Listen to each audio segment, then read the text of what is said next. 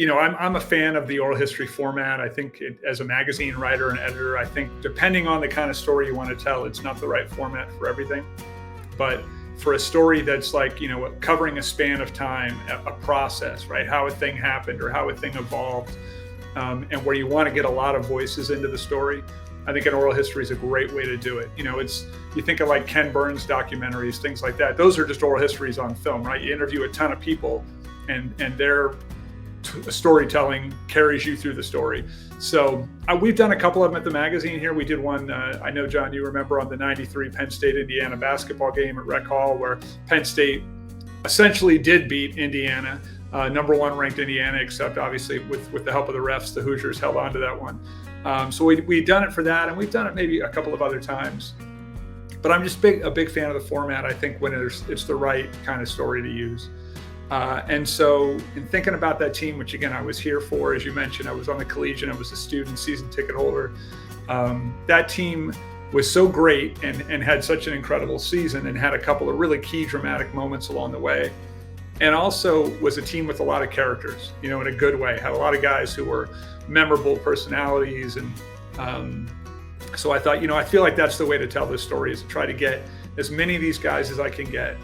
And so I started, thankfully, way in advance. I think I probably started maybe close to a year before, or, at least 9 or 10 months, and just started reaching out to folks. Wally Richardson, of course, who was a member of that team, our friend, who runs the Football Letterman's Club now. And some other folks we sort of knew, Spider Caldwell, Kirk Deal, who were both, Spider was the, equipment manager on that team. Kirk Deal was a classmate of mine and a student manager at the time. Just started reaching out to as many guys as I could to say, hey, I'd love to tell this story. I want to talk to all these guys that I can get. Can you help me out? And over time, I got contact information for a lot of those guys. In a few cases, it took talking to one player to get another player's contact information, because some guys were a little harder to get. And eventually, I'd have to go back and look, but what did I get? 20 some guys, got almost the whole offense, starting offense, got maybe half the starting defense, a special teamer or two, a handful of coaches, Kirk and Spider as well.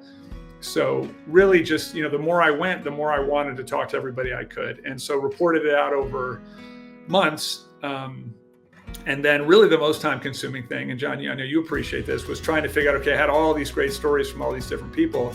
It was putting them in order and sort of organizing them into a format. And in that case, there was so much good stuff, I didn't want to have to cut much. Luckily with the blog, the Football Letter blog format, it was kind of as much room as we wanted. So I split it up basically into 5 chapters, and it was sort of like, led in with the recruiting classes of like 90 and 91. And then it went for their first couple of years together. And then it got into the beginning of the Big Ten, that first 93 season that was good, but not great. And then kind of broke it down into a couple of the last chapters for the actual 94 season. And it was a lot of fun. It was a lot of work, took a lot of time, but it was a lot of fun, and connecting with all those guys was incredible. We did adapt. You can see the cover behind me here for our September-October 1994 issue. We adapted the section. It was basically just focused on that Illinois game that I think anybody from that season, it really was the most memorable game and moment of that season, the comeback in Champaign against a very good Illinois team, one of the best defenses in the Big Ten. Getting down 21-0 in a hole on the road and coming back and winning that game to stay undefeated.